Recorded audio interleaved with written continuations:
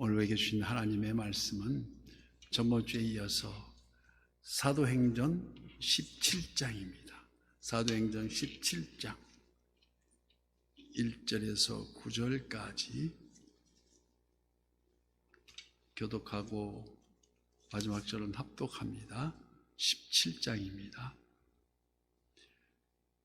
그들이 암비볼리와 아볼로니아로 다녀가 데살로니가에 이르니 거기 유대인의 회당이 있는지라. 바울이 자기의 관례대로 그들에게로 들어가서 새 안식일에 성경을 가지고 강론하며 뜻을 풀어 그리스도가 해를 받고 죽은 자 가운데서 다시 살아나야 할 것을 증언하고 이르되 내가 너희에게 전하는 이 예수가 곧 그리스도라 하니 그 중에 어떤 사람 곧 경건한 헬라인의 큰 무리와 적지 않은 귀부인도 권함을 받고 바울과 실라를 따르나 그러나 유대인들은 시기하여 저자의 어떤 불량한 사람들을 데리고 떼를 지어 성을 소동하게 하여 야손의 집에 침입하여 그들을 백성에게 끌어내려고 찾았으나 발견하지 못하며 야손 및 형제들을 끌고 읍장들 앞에 가서 소리질러 이르되 천하를 어지럽게 하던 이 사람들이 여기도 이르매 야손이 그들을 맞아 들였도다.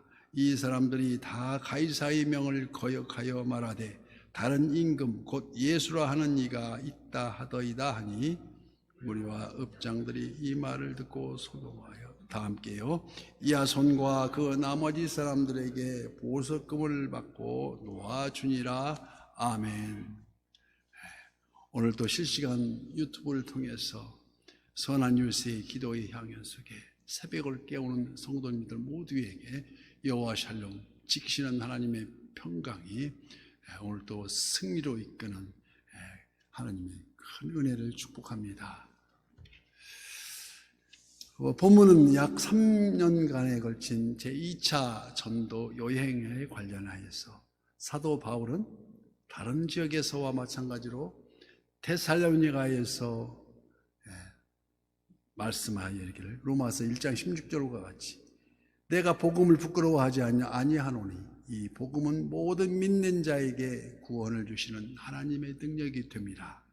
먼저는 유대인에게요 그리고 헬라인에게로다. 먼저는 유대인에게요라는 그 전도의 원칙이 있습니다. 바울에게는. 그래서 따라서 안식일이면 유대인의 회당에 복음을 전했습니다. 그리고 그 설교의 핵심은 예수 그리스도의 죽으심과 그 부활을 증거함으로써 구원의 확신을 선포하는 일이었습니다.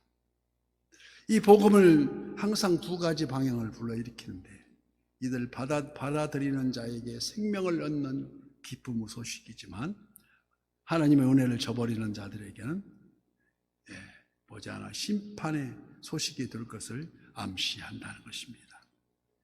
그래도 전도에는 전략이 필요합니다.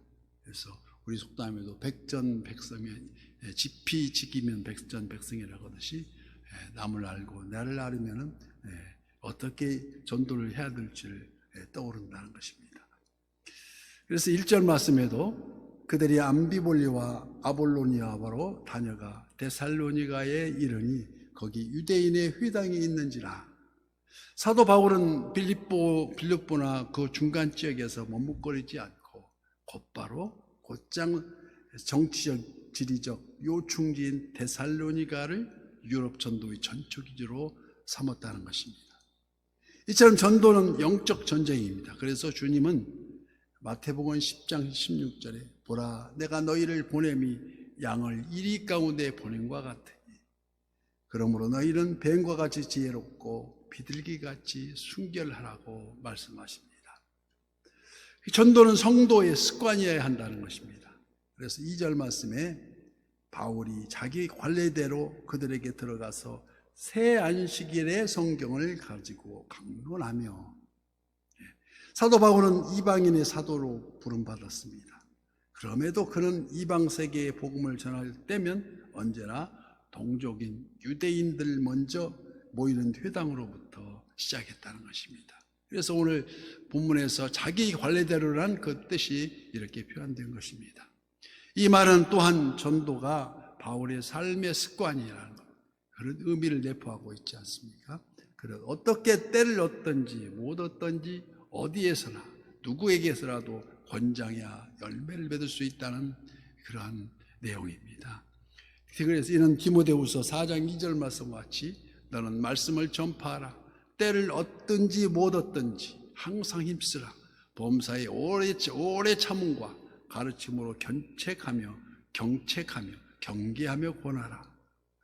주님은 3년 반 동안의 공생의 기간을 수고하시면서 얻은 12제자와 120문도, 그리고 나중에 주님이 승천한 그 광경을 바라온 500 성도들, 이 모든 것이 무엇을 뜻합니까?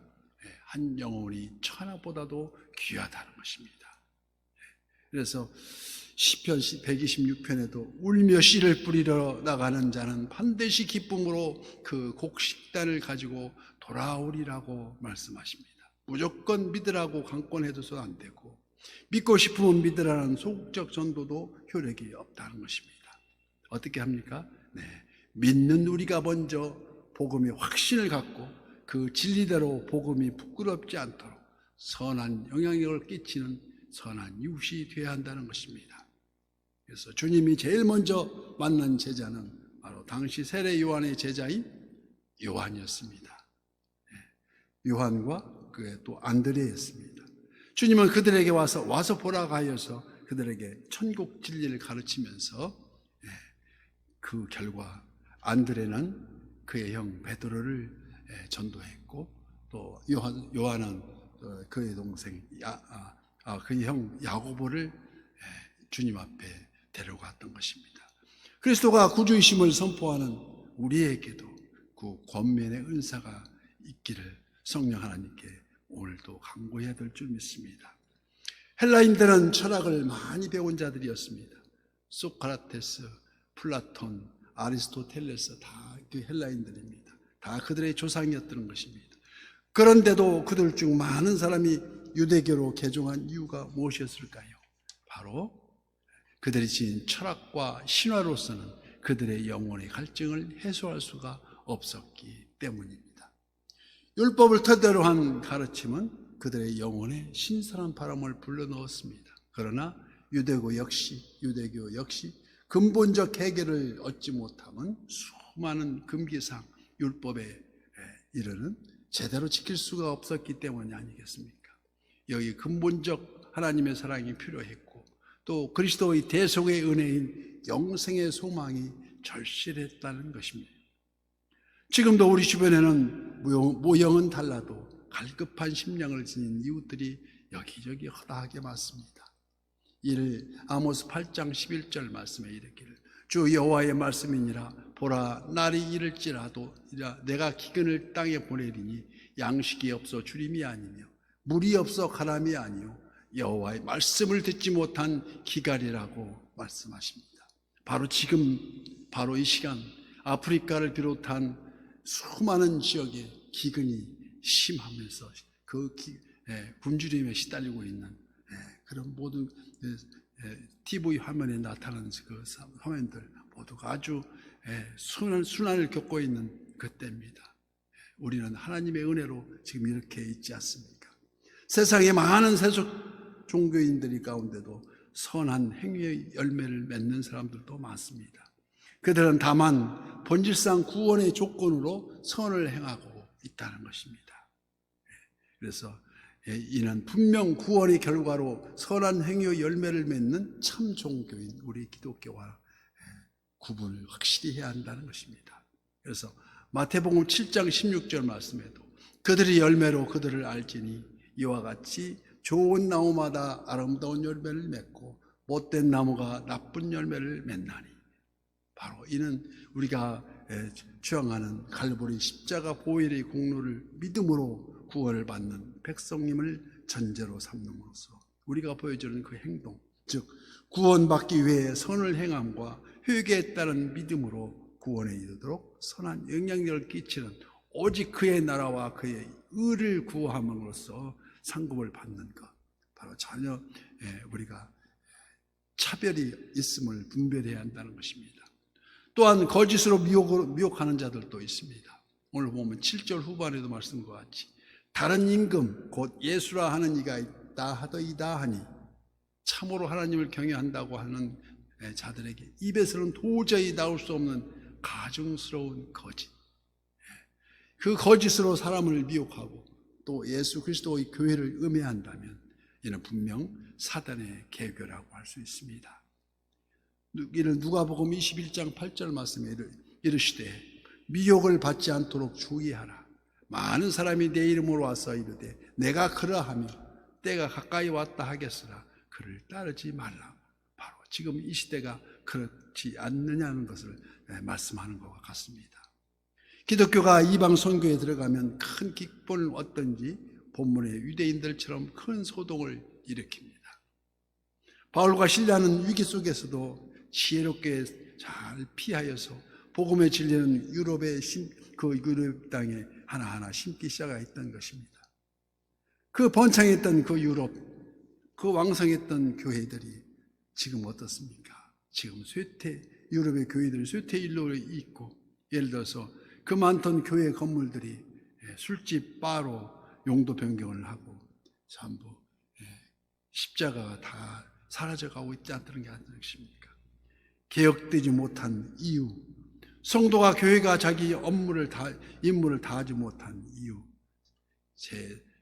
지금 우리나라가 세계 선교 제2위국으로서 작은 땅이지만 미국 다음으로 우리가 선교 제2위국으로서 밝게 빛날 새 소망을 바라보면서 다시 맞을 우리 한 해를 다시 보면서 선교의 소중함을 깨닫는 오늘 또 우리 모두 간구하는 순종의 무릎으로 하나님을 기쁘시게 하는 모든 일이 우리가 선한 이웃의 부흥의 불길을 따라서 우리가 많은 전도가 이루어질 줄 예수님 이름으로 축복합니다.